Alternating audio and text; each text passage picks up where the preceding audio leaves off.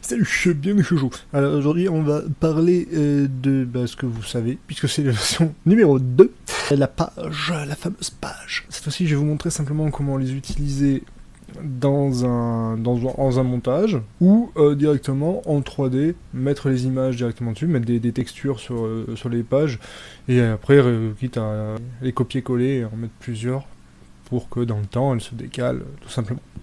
Vous allez voir, c'est assez simple hein, dans les deux cas. Et de toute manière, si vous avez la flemme de les faire et que vous voulez simplement réutiliser la page rendue dans vos vidéos, je vous invite à faire un don sur Tipeee et avoir accès aux sources que je donne maintenant. Je vais essayer d'en mettre le plus possible sur Tipeee. Voilà, que oui. Et j'avoue, il y a un moment où on a besoin d'essayer de gagner quelque chose. C'est parti. Allez, tout simplement. Voilà, comme vous voyez ici, vous avez la page qui se tourne, mais on va avoir toujours la même chose des deux côtés. Donc l'astuce, ça va être de la rendre volumétrique tout simplement, pour qu'elle ait des faces. Comme dans la réalité, hein. Votre page elle est pas réellement juste purement plate, c'est pas possible. Alors hop, voilà, pour voir les touches. Alors c'est très simple. Ici, cette page, donc j'ai arraché une face, mais... Attends, je vais vous la montrer, voilà. Vous voyez, là on est bien, on n'a que cette face. Ce qui correspond à ça sur l'UV. Bon, donc je fais une petite extraction, enfin, extrusion, pardon. Voilà, quick. Ce qui me fait donc une forme cubique. Vous voyez, je montre avec un mesh, hop, que je fais super fin, hein. Vous cherchez à le faire méga fin, comme une feuille de papier, hein, en gros. Vous voulez vraiment faire une feuille de papier. Voilà. Ensuite, on s'en fiche un peu, on va pas chercher à revoir l'orientation ou quoi que ce soit. Non, simplement, vous allez avoir les rebords qui vont être extrêmement fins et quand vous allez arracher, peut-être un peu gêné, mais ça n'a pas d'importance. Nous sélectionnons tout par face, hein. Par face, on sélectionne absolument toutes les faces et on va arracher leur surface, tout simplement. Smart UV Project. Ok. Et vous voyez maintenant j'ai voilà les deux faces. J'ai les deux faces qui viennent sur sur l'UV. Tout ce que j'ai à faire, c'est sélectionner les dites faces et les caler. Vous voyez, je vais vous montrer ce que ça donne réellement. On va lui demander d'afficher par texture directement parce que sinon avec le rendu forcément il y a un côté qui est noir. Vous voyez, elles sont c'est juste ce qui correspond à côté. Donc du coup il suffit de les orienter, de les placer dessus et c'est tout simple. Alors attention, si je les sélectionne comme ça, voilà, on va mettre plutôt par face, et vous voyez, j'ai les rebords en fait, qui sont là, mais ils sont tellement fins qu'on les remarque pas. Donc on va les déplacer avec, on s'en contrefiche, ils sont trop petits pour être vus, de toute façon nos yeux les remarquent même pas. On va se mettre, bon on va dire, on s'en fiche un petit peu, c'est une image à la noix d'un petit jeu que j'avais fait. Juste pour vous montrer, voilà.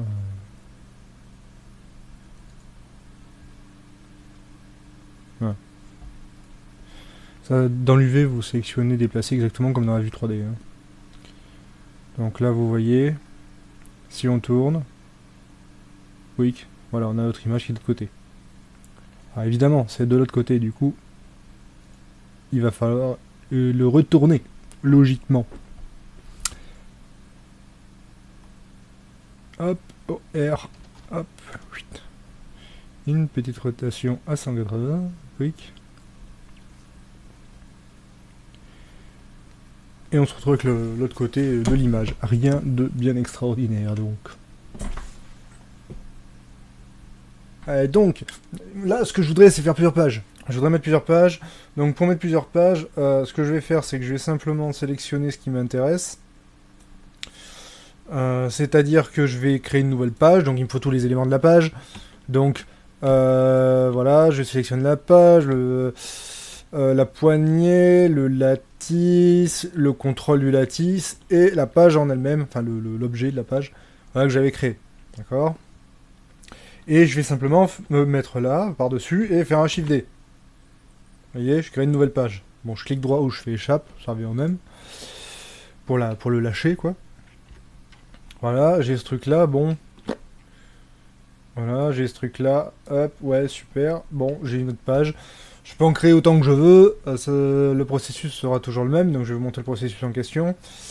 Je vais ici, je vais lui demander, parce que je veux une dope sheet. J'ai besoin de voir les cartes à points de tout ça. Je vais replier le machin, là. Hop, on s'en fiche. Tout ce qu'on veut, c'est voir les images clés dans le temps, vous voyez. Donc les nouveaux que j'ai créés, ils s'appellent .001 là. Alors je pourrais les renommer. Bon, on s'en fiche. Je vais pas faire ça maintenant, mais on s'en fiche. Tout ce qu'on veut, c'est sélectionner leurs images clés. Donc un coup de clic droit et de mage enfoncé évidemment. Hop. Évidemment. Hop. Hop. Pouec. Ploup.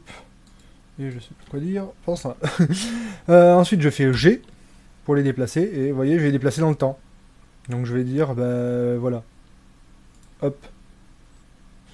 Maintenant, les deux pages se déplacent comme ça dans le temps. Et je peux en mettre autant que je veux par cette méthode. Vous voyez, c'est vraiment tout bête. Hein. Je déplace les images clés, je les décale, tout simplement. De chacune que je crée. Je peux en créer 1000, ça reviendra toujours au même.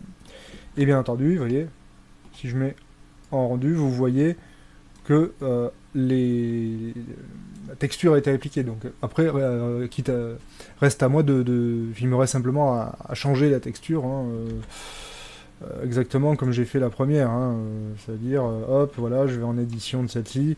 Je peux décaler dessus, oui, voilà. Si je veux, je peux, Node Editor, changer l'image. Alors à condition de mettre un matériau différent. C'est-à-dire que là, vous voyez, j'ai créé un matériau page 1. Je peux tout simplement dire ici, vous voyez, nouveau matériau. Hein.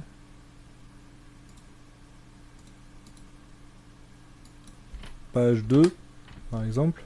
Là, ce matériau, donc maintenant mon matériau là c'est page 2. Page 2 et je change l'image et je mets ce que je veux ou la même et je me décale dedans. Hein. Ça peut être, on peut mettre plusieurs pages dans la même image, après tout, c'est pas vraiment un problème si elle est de assez bonne résolution. Si je dis que par exemple cette face là je la sélectionne d'ici, je vais lui dire je veux que ce soit sur le gob là. Maintenant vous voyez, voilà, la page suivante c'est celle-là. Donc je vais lui dire hop, je vais regarder dans le temps. Voilà, vous voyez. Et la page se fait envoyer directement derrière. Pour en mettre autant qu'on veut, on s'en fiche, il suffit de décaler dans le temps, on fait ce qu'on a envie, quand on a envie. Et voilà. Et maintenant, on repasse à la page blanche, qui elle va nous on va pouvoir l'employer dans autre chose. Alors, il faut placer donc cette caméra pour pouvoir faire la capture. Donc, vous voyez, la caméra, elle est mise à l'arrache, hein, je l'avais posée vite fait, ça va pas du tout. Donc si jamais vous l'avez supprimé, vous pouvez toujours faire un clic droit, qu'est-ce que je dis, un Shift A, je veux dire, caméra, pour en rajouter une. Donc cette caméra, il nous faut la caler. Alors on peut la déplacer à la main et on peut faire aussi CTRL SHIFT A. Donc ce que je vais faire de manière simple, c'est commencer par la placer un petit peu mais voilà, la placer un petit peu vite fait. Là, plutôt. Alors là, on n'y est pas tout à fait. Est-ce qu'il va falloir prévoir que la page va bouger?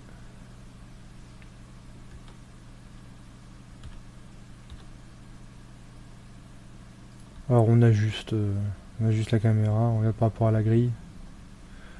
De toute façon, on fera le rendu du fond de la même manière, hein, enfin avec la même caméra. Donc ça sera forcément calé l'un par rapport à l'autre. Mais bon, l'idée c'est que ça soit à peu près au milieu pour qu'on puisse le placer facilement. Si on met dans un logiciel de montage, après c'est plus pratique quand même de bien cadrer.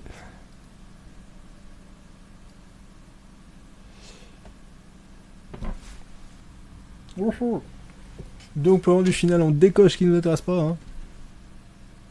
Ce que je suis en train de faire là. Quick, et puis voilà. Normalement, donc ça c'est. Attendez, voilà, lampe, voilà. Bébébém. Oui.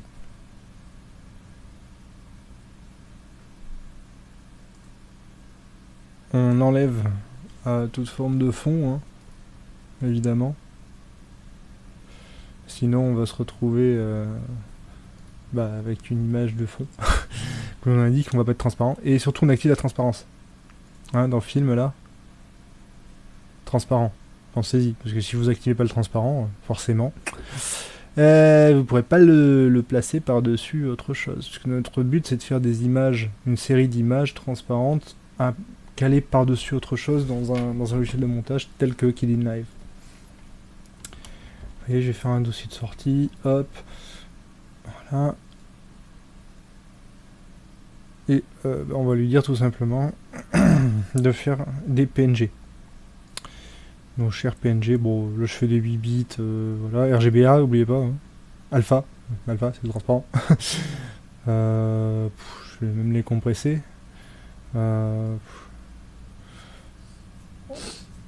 peut monter, ouais, même tranquillou à 30%, voilà, c'est pas un problème.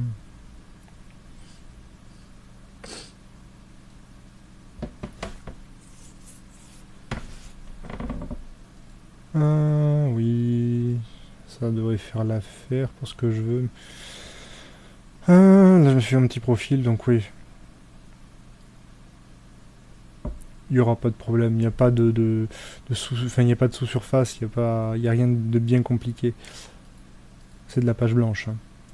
Ça, c'est un petit script qui me permet d'estimer le découpage pour aller plus vite. Bon, ça n'a pas grande importance. Voilà. Dans tous les cas, on va faire l'animation.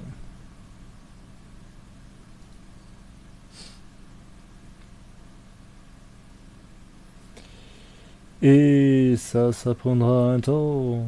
Un certain temps, je dirais. Alors les images commencent à sortir. Et vous voyez, ça vous fait un transparent comme ça. Ça va faire une série de transparents qu'on remontera en une vidéo dans Kdenlive en l'occurrence.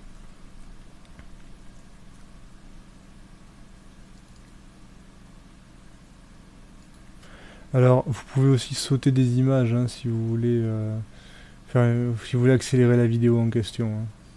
Évidemment, vous savez le skip, tout simplement. Si vous voulez le bouquin en lui-même, pour mettre en fond sous la page, contentez-vous simplement d'enlever le rendu de tout, genre vous décochez tout, je cherche même pas à comprendre, enfin pas la lampe évidemment, mais je veux dire vous gardez juste l'intérieur et la couverture, vous gardez l'intérieur et la couverture, vous mettez n'importe où, on s'en fiche complètement dans la timeline,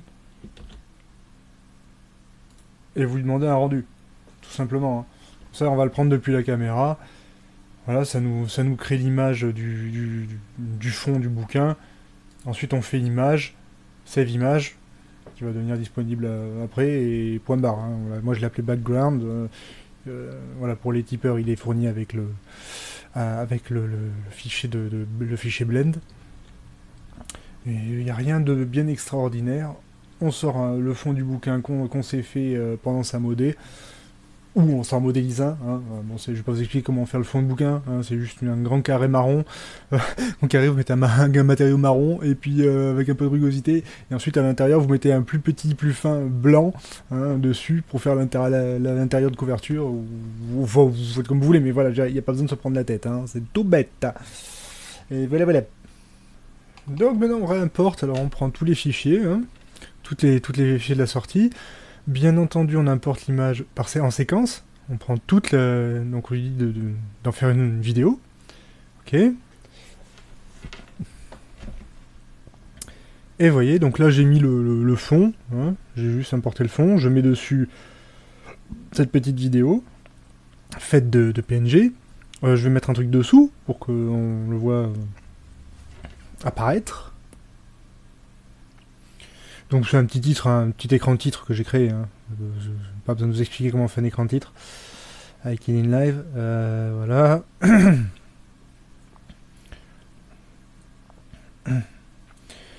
Et je vais simplement lire. Vous voyez, hop, ça permet de faire apparaître. Alors, sur cette démonstration que je vous fais là, vous voyez le fond.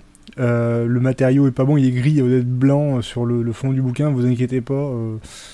Quand je l'ai refait avec le... en fait, c'est parce que la rugosité était pas à 0. Donc, quand il absorbait une partie de la lumière. Il fallait juste mettre la rugosité à 0 pour...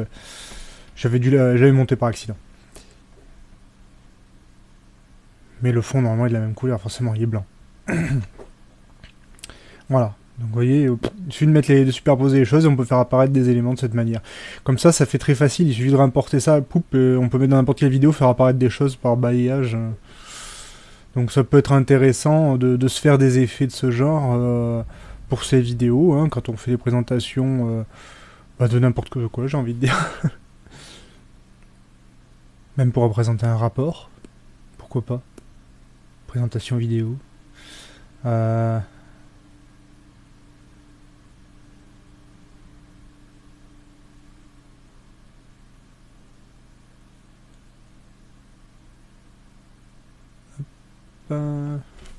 Bon, je monte le contraste. Ah oui, j'avais mis blanc comme un couillon, voilà. Là, j'augmente le contraste juste pour vous montrer ce que ça donne correctement en fait. Hein. Hop. Voilà. Vous voyez, si c'est bien blanc, ça fait bien ça. Voilà, voilà. Bon. Rien d'inouï à expliquer. Souvenez-vous qu'on importe la séquence. En laissant transparent, évidemment. Hop, on va prendre un autre exemple. Non, je crois que je me suis planté là.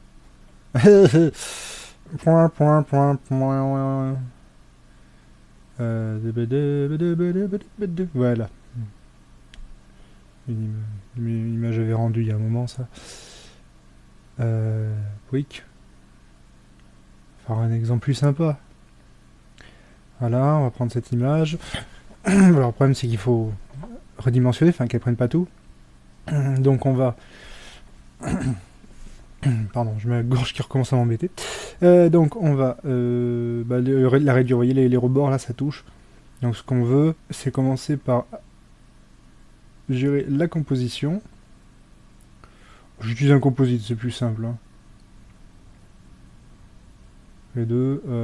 La statue de la copine Suzanne, le petit singe de Blender. Qui apparaît à côté. Donc là, il va falloir mordre ça un petit peu, là, ronger ça sur les bords. On va utiliser le edge crop, le grignotage de rebord, si je traduis. Découpage, le mâchage de bord, voilà. Clac. On va faire la droite aussi. Et voilà. Peut-être pas la peine de faire way bas. Alors, on recale. C'est juste un exemple, hein, mais bon, voilà, vous voyez, c'est pour vous dire que je peux utiliser vraiment n'importe quoi. Je peux faire apparaître vraiment n'importe quoi grâce à ce genre d'effet, en fait. Je peux unveil anything. Ah, je peux vraiment faire comme j'ai envie. Ce qui fait que vous avez un effet que vous pouvez réutiliser à l'infini, plutôt qu'un truc que vous devriez refaire dans Blender à chaque fois. Après, tout dépend du réalisme dont vous avez besoin dans votre vidéo, quoi, puisque ça apparaît en cours de route. Et ça disparaît à chaque fois qu'on tourne la page, donc il faut... Ça dépend du réalisme nécessaire. Voilà, voilà. J'espère que j'avais répondu à la question. Sur ce, je crois que j'ai à peu près tout dit, et je vous souhaite de bien vous amuser, de vous abonner, de mettre la cloche si vous voulez être au courant quand il va y avoir des sorties de vidéos, poser les questions, partagez sur les réseaux sociaux, par pitié, partagez les vidéos, que les gens sachent qu'elles sont là. Vous pouvez mettre les pouces aussi, ça permet que YouTube les propose. Évidemment, si vous voulez m'aider à faire tout ça, parce que le temps d'écriture, enfin de recherche, quoi, il faut que je trouve comment faire les choses qu'on me demande. Ensuite, il faut que je les réalise. Donc il faut tourner, il faut l'écrire, le tourner, l'enregistrer, donc le découper, le monter, le faire visionner, corriger. Donc on refait tout, des centaines de... non, j'exagère, mais parfois il m'est arrivé de refaire un truc 10 fois. J'ai compté une fois. Bref, dans tous les cas, donc si vous voulez mettre un truc sur Tipeee, je dirais pas non. Et sachant que maintenant, je vais vous proposer de mettre sur Tipeee pour les gens qui sont en amis dessus. Vous allez dessus, vous verrez, c'est une récompense amie, entre guillemets. Vous pourrez demander à avoir des sources. Je vais vous mettre là par exemple la page toute prête animée avec ainsi que la source Blender. Je vais le fournir. J'ai essayé de faire des contenus pour vous en fait. Après tout, si les gens sont prêts à me mettre quelques sous sur Tipeee, je pourrais éventuellement un petit peu bosser pour eux. À voir. Et sur ce, à bientôt chez Joe. Ciao ciao.